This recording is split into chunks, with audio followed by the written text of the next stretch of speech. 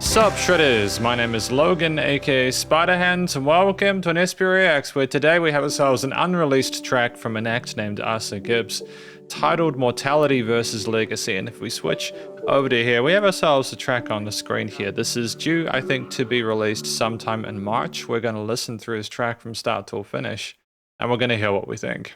Let's do it, let's go.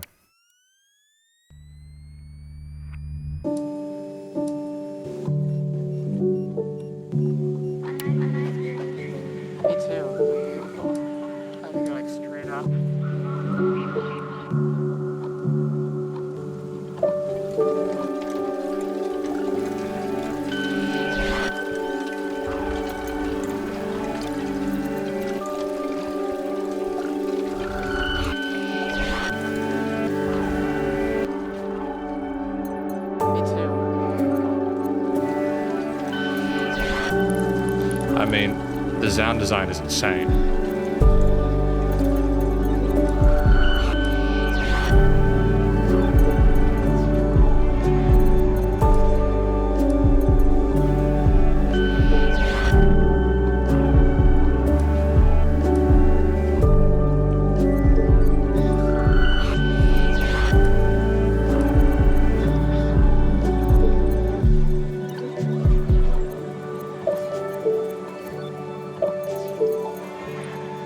I mean, there's so much going on, so...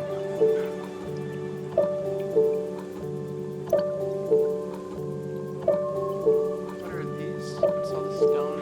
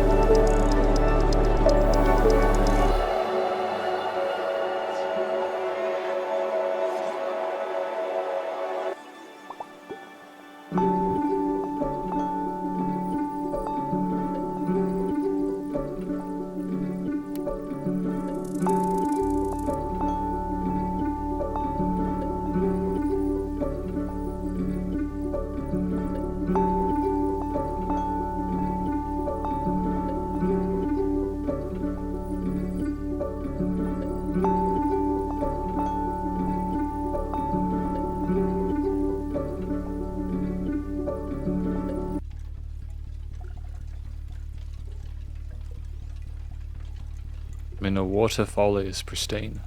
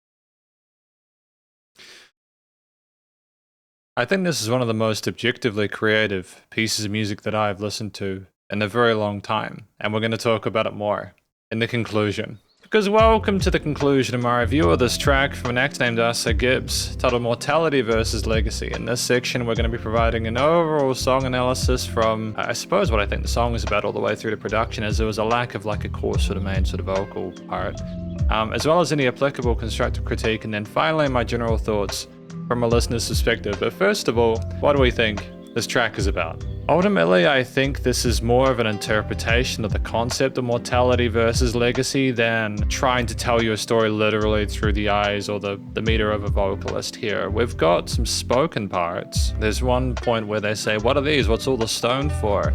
And then if I'm not mistaken, do they say, "I don't know, it's like heavily modulated or effects laden." After that, the vocals are a bit tricky to understand from the other person's perspective. But I look at the artwork and I see the person leaping and then kind of flying. And I'm kind of wondering whether the person asking those questions is the person taking a leap of faith with making a movement regardless of whether or not they're truly sure about it. But yeah, I feel like it's so open to interpretation because of a lack of directive or sort of like holding the listener by a nose and sort of forcing them through it. And I kind of dig that. I'm wondering if that's a common thing through Asa Gibbs' music or not. But either way, I think it's kind of cool, especially in terms of a sort of an experimental sort of instrumental piece. The track itself is 4 minutes 30. With a lack of a main sort of vocal lead or melody there, you typically have different chapters within this piece. It's well segmented, makes great use of the 4.5 minutes. There's absolutely no filler in there as far as I'm concerned. There's plenty of dynamic range, lots of interesting tones and textures and sounds to listen to, and they typically come together in a way that makes musical sense. From the moment you have that projector firing up at the very beginning, or like a laser or something like that, or some kind of machine there, as well as the reverse takes of the clock ticking, you have all these other textures and timbres that aren't necessarily instrumental, yet still either provide some sort of rhythmic nuance to the piece or oscillate around a certain note within the key signature or chord progressions. I think the vocal parts that we have there that are popped throughout the piece are nice little bits of ear candy, whilst also adding again notes to the tapestry. But I think the main sort of harmonic leads are the piano, for example, which is nicely filtered and balanced on the right side, the right hand playing some chords, some triads there, and going between root notes that just sound quite pretty and pensive at the same time. You have the stereo field, the left and right sides of the headphones or speakers fully explored, and it's not just that we put things around the sides, we change the width of how the music is perceived as we go through the piece.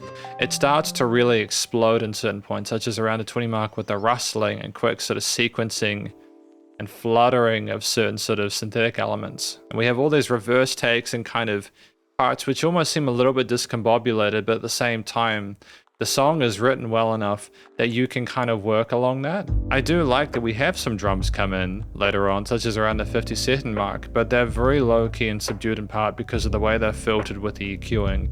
And also because they just aren't too active there. They're kind of a quiet thump pushing us along there with some eighths, maybe even 16ths considering the potential tempo of this. There's some wow, sort of like lasery synths around the side there that kind of sound like a whale call or something like that. And they're just, again, really pretty elements to a mix to decorate it. There's a lot of decoration, and I think part of the brilliance of this piece is that we know how to fit all those countless different ideas and concepts within with individual little notes or melodies or sequences that they play in a way that never feels overwhelming or like we're trying to sort of dissuade the listener from doing more. There's also changes in the resonance or focus of the stereo field there as we move around it from left to right side there. Even in the quieter elements where things are less intense, we're still providing points of interest for the listener. There's even these clicky little sort of cymbals around like the 1 minute 40 mark, which is just a fun sort of 30-second note layer there. It's just having these kind of buzzy, kind of chirpy sounds there, not taking the listener's attention for granted by continuing to induce elements as we go along, either with meters that we haven't explored yet, or with varying intensities to not make the track seem too sort of monophonic or monotonous. We even have some very pretty bells there that almost kind of sounds like we're meditating, because you could meditate on this piece there. I feel like you'd have a really interesting sort of journey with this track if you just closed your eyes and went along for the ride. There's even some sort of like the slight distorted elements or kind of gritty textures there that are very occasional, and they're more sort of like clicks or little dots within the ether. They're not trying to be too aggressive. And as we go into that kind of really interesting pad or string thing going on near the end there that does several iterations of its main line for the last 30 seconds of the track, I think you realize at that point when you're kind of left alone with that and your thoughts that the journey has ended, and you feel like you haven't had that full 4.5 minutes with the song. It just flies by, dude. Just flies by. And I like how different instruments trade off. There's like like it goes from the middle to the side there, and we're being pushed along by these sort of main sort of sub leads there without anything trying to be too committal to being the lead focus. It's like the ambience that is created is that sort of music that you're surrounded in, and it's more trying to build an environment for you to consider it rather than having you, again, I just think it's a very peaceful track with the way that we approached things in general here. The chord progressions thematically are charming. They're typically majorish there, even with extensions. We do have some minor elements there, but if there are any sort of like points of rebuttal to that, like if we get a little bit kind of gritty or discordant, no, not discordant, but like a little bit tentative, we do eventually go back to a moment of kind of like balance, I suppose, equilibrium. And that's a constant push-pull through the track with how things trade off and interact with each other. It sounds like you're listening to the music you'd imagine in a dream, I think is another way of looking at it. Because if we talk about the studio recording, the mixing and mastering there, the production is stellar, but it's for different reasons than you might typically sort of work with. The fundamentals of having it well mixed, music surrounding you in the headphones, you know, having dynamic range, being nice and loud with a good amount of volume there. So the bus compression, limiting handle, those are adhered to here, but there's so much extra going on than just the fundamentals of solid post-production here. It's the way, from a compositional perspective, this is extremely technical, and it would have been a labor of love for everyone involved there. It would have taken a long time to figure out exactly how we would choose the sounds that we put in there. They're counterintuitive potentially to a lot of what people do across most genres of music there. This is very specialist. To not have any weird resonant frequencies, but for any sort of changes in intensity to seem thoroughly deliberate. And to also be able to have a different experience with every time you listen through the song as you become more and more familiar with it. It's just fantastic. Ultimately, again, I feel like the vocals that they include there with the filtering and the reverb and delay tails on those, the way that the moment that you have with this piece in time is special. I don't have any applicable constructive critique. From a general listener's perspective, I think that this is music where if we were to sort of more honestly sort of discuss whether it fits the theme of mortality versus legacy, I think it's more about things coming to the close at the end and going, is the end something we're happy with even if there is no legacy? What if all these things we're remembering in our final moments, hang on, I think I've got it. Are we trying to insinuate with the projector coming on that we're watching our life flash by? We're watching our life go before our eyes, before our final moments, and we're examining our legacy? Is that it? I wonder if that's it, as things fade to black. If that is what we've gone for here, I think that's brilliant. It just came to me a little bit late in the play simply because I suppose I'm still processing it. But nonetheless, a brilliant piece, and I just appreciate all the work put into this by musicians involved. Hopefully I'm pronouncing that correctly, because thank you very much for watching my review of this track titled from Asa Gibbs, titled Mortality versus Legacy, and hopefully you enjoyed it. If you did, please go show some love via their various social medias. I'm sure though this will be on all digital stream platforms in March. Stay cool and stay safe, and please remember to support your local musicians and artists at this point in time, as they need the help more than ever with all the crazy stuff going on in the world. And I'll catch you in the next SP Reacts. Spiderhands out!